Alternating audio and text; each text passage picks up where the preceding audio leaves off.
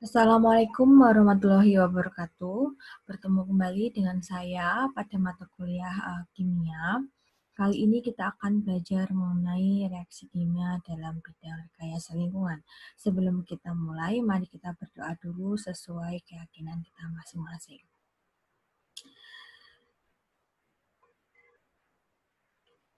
Berdoa selesai. Nah, apa itu reaksi kimia dalam rekayasa lingkungan? Kali ini kita akan belajar mengenai reaksi kimia dalam rekayasa lingkungan terkait pengolahan limbah cair industri aluminium. Sebenarnya masih banyak reaksi kimia dalam rekayasa lingkungan atau teknik lingkungan selain pengolahan limbah cair. Tetapi pada pertemuan kali ini kita akan belajar dan mengulas mengenai reaksi kimia dalam rekayasa lingkungan pengolahan limbah cair industri aluminium. Mari kita simak slide berikutnya. Nah, sebenarnya kalau di bidang teknik lingkungan itu tidak hanya limbah cair industri yang menggunakan reaksi kimia dalam pengolahan limbah ataupun pengolahan air minum ataupun air bersih ataupun dalam rekayasa atau teknik lingkungan. Tapi pada prinsipnya sama seperti itu. Jadi kali ini walaupun kita membahas terkait limbah cair industri, khususnya industri aluminium, tapi kita tetap menggunakan dasar yang sama. Nah, sebelum kita masuk lebih detail terkait limbah cair dari industri aluminium, mari kita simak dahulu pendahuluan terkait apa sih limbah cair yang dihasilkan dari industri aluminium itu. Nah, limbah cair dari industri aluminium sangat berbahaya jika mengandung substansial toksik. Substansial toksik tersebut dapat berupa material anorganik seperti logam berat, organik toksik, dan limbah yang sangat basah maupun asam. Nah, sumber ini diambil dari Marquez et al. Tahun 1996. Limbah cair industri aluminium memiliki substansial toksik. Pengolahan biologis tidak mampu mengolah limbah cair industri aluminium. Jadi, ketika suatu limbah yang dihasilkan itu toksik atau terlalu asam atau terlalu basah, pengolahan biologis tidak mampu untuk mengolahnya. Jadi kita harus menggunakan pengolahan secara kimiawi seperti itu. Nah, apa sih yang kita gunakan pada pengolahan limbah cair industri aluminium ini?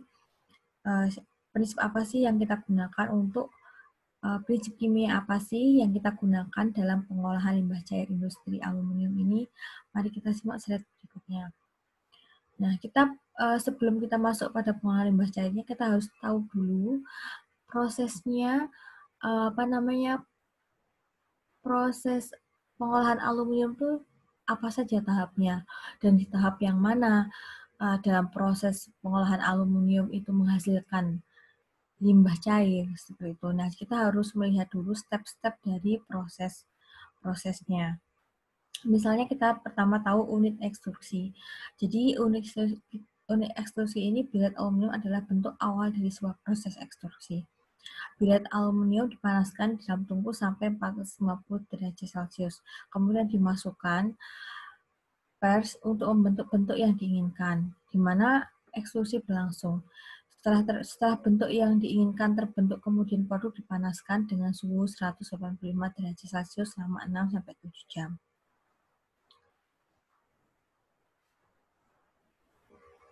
Nah, kemudian ini lanjutan dari proses tadi. Setelah itu pengolahan permukaan terdiri dari anodizing, pelapisan, dan deoxidizing, kemudian pengemasan. Nah, dari proses inilah debris limbah dihasilkan diketahui.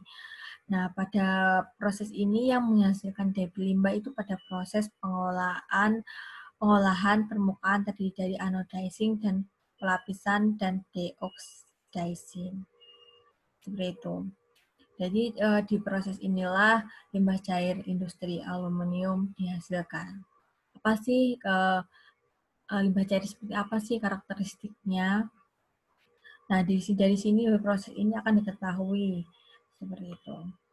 Nah, apa sih karakteristik limbah? Nah, kita perlu melakukan uji laboratorium untuk mendapatkan karakteristik dari limbah. Tapi pada umumnya di sini beberapa literatur khususnya yang terdapat pada yang dikatakan oleh Marcus et al. Tahun 1996,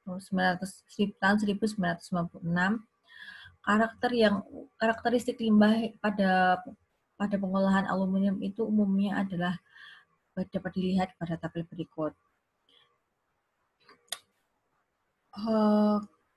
Limbah yang dihasilkan itu rata-rata adalah fosfat dan sulfat. Jadi yang paling dominan ini. Jadi limbah yang paling besar konsentrasinya adalah ini. Jadi kita akan fokus untuk merecovery fosfat dan SO4 seperti itu. Dan ini karakteristik lain, ini konsentrasinya lebih kecil, yang paling dominan adalah fosfat dan sulfat. Ini untuk mendapatkan ini kita perlu melakukan uji lab seperti itu. Nah, di sini beberapa literatur pada Marquez et al. Tahun 1996 itu mengatakan karakteristik limbahnya seperti ini untuk industri aluminium. Nah, di sini apa sih alternatif pengolahan? Setelah kita mengetahui proses pengolahan aluminium dan kemudian kita mengetahui debit limbahnya dan kemudian kita mengetahui karakteristik limbahnya, maka kita baru menentukan alternatif pengolahannya. Pertama, kita adsorpsi. Nah, adsorpsi ini tidak menghasilkan produk baru.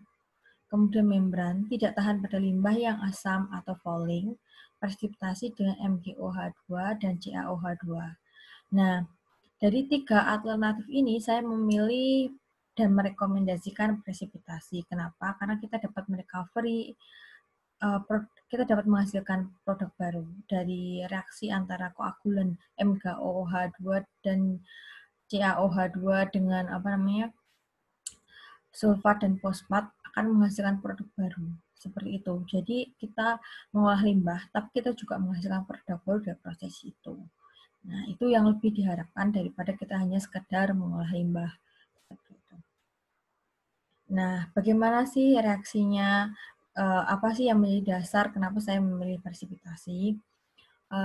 Kita lihat slide berikut ini terkait reaksi kimianya seperti apa. Nah, itu menjadi pertimbangan. Jadi, ketika saya memilih alternatif pengolahan itu, saya mempertimbangkan reaksi kimianya juga.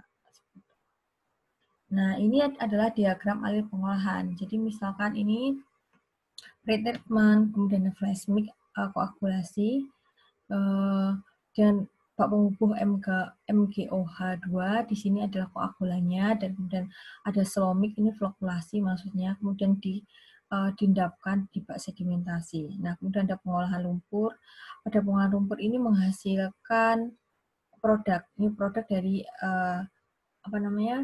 reaksi MgOH dengan polutan seperti itu. Kemudian kita bubuhkan karena kita mau merecovery gypsum. Jadi kita bubuhkan, kita ada flash mix yang kedua, dan kita membubuhkan koagulan CaOH2 untuk mendapatkan gypsum, produk barunya gypsum. Kemudian kita setelah proses koagulasi dengan CaOH2, kita ada proses flokulasi, kemudian kita endapkan di bak sedimentasi, kemudian kita kita ambil lumpurnya, karena ini produk baru, jadi lumpur ini masih bisa dimanfaatkan kembali karena berupa gypsum seperti itu. Nah, bagaimana sih reaksi kimianya kok misalnya kita tahu dapat produk baru yang dapat dimanfaatkan lagi? Nah, ini tidak jauh dari stoikiometri dari fosfat dan sulfat. Kan tadi yang limbah atau polutan yang paling dominan adalah fosfat. Dan kita memilih koagulan MgOH2 karena nanti akan kita dapat menghasilkan MgH fosfat. Kemudian tadi ada polutan yang paling dominan adalah sulfat. Maka kita akan mengolah sulfat ini dan dengan mereaksikan dengan koagulan CaOH2 untuk mendapatkan gypsum CaSO4 seperti itu. Nah, ini reaksinya. Jadi kita dasarnya adalah reaksi kimia stoikiometri dari fosfat dan sulfat dengan prinsip dasar presipitasi seperti itu. Nah, fosfat itu kan limbahnya tadi polutannya adalah MgO, jadi koselennya cukup besar, yang paling dominan MgO. Nah, kita reaksi plus H2O. Nah, kemudian kita maaf, maksudnya ini adalah koagulannya ya. Maksudnya polutannya bukan MgO ya, tapi MgO ini adalah koagulan.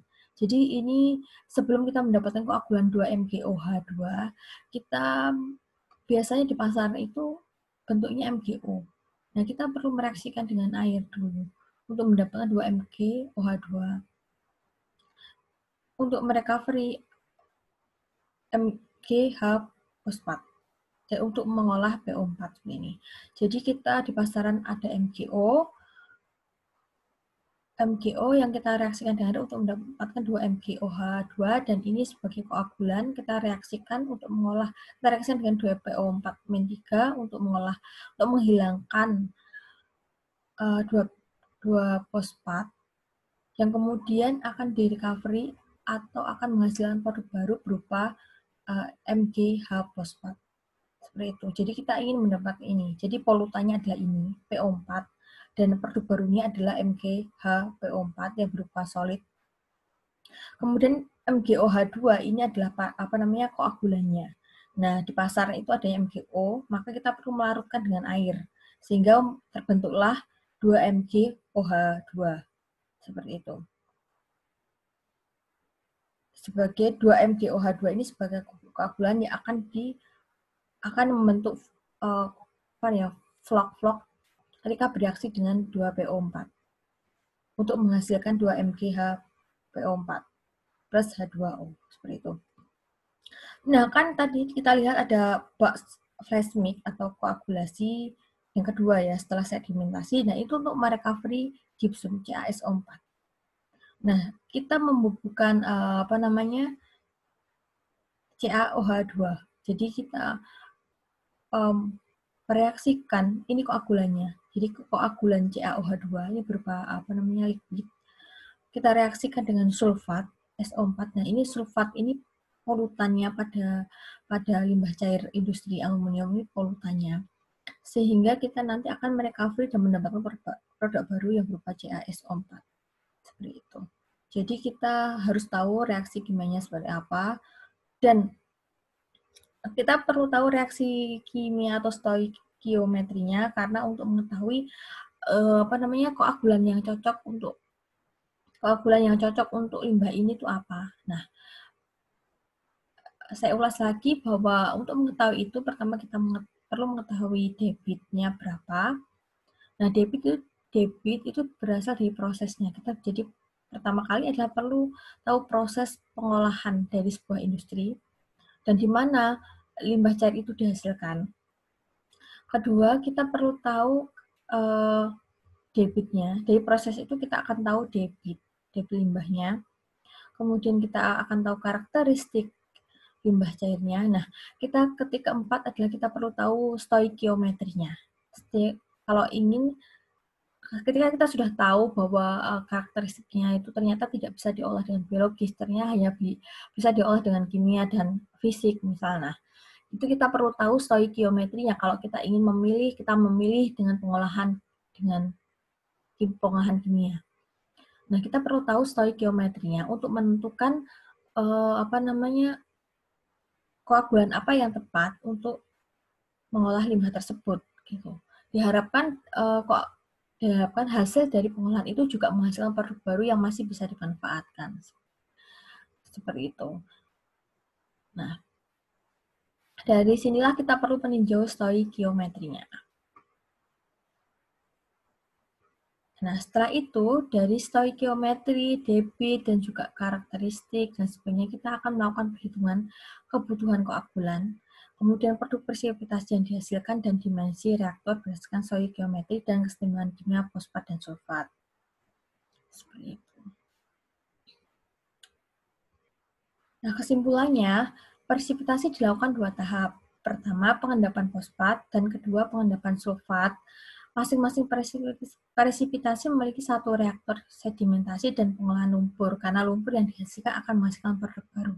Jadi ini kenapa ada 2 kali step presipitasi, karena kita ingin mengrecovery atau menghasilkan produk yang 2 jenis produk yang berbeda, seperti itu. Jadi kita mengolah limbah, misalnya untuk merecovery dua produk baru dari proses presipitasi ini, seperti itu.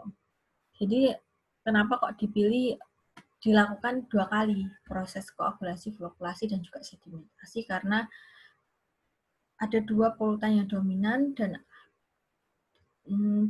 dihasilkan ada dua produk baru yang bisa dimanfaatkan kembali, seperti itu. Sekian penjelasan singkat saya. Sumbernya ini dari Marcus et al. 1996. Selamat belajar. Semoga ilmunya bermanfaat, dan terima kasih kepada Marcus et al. Atas ilmunya juga, yang mana dari sumber ini terinspirasi materi kuliah kali ini. Sekian, terima kasih. Kita insya Allah berjumpa lagi pada pertemuan berikutnya.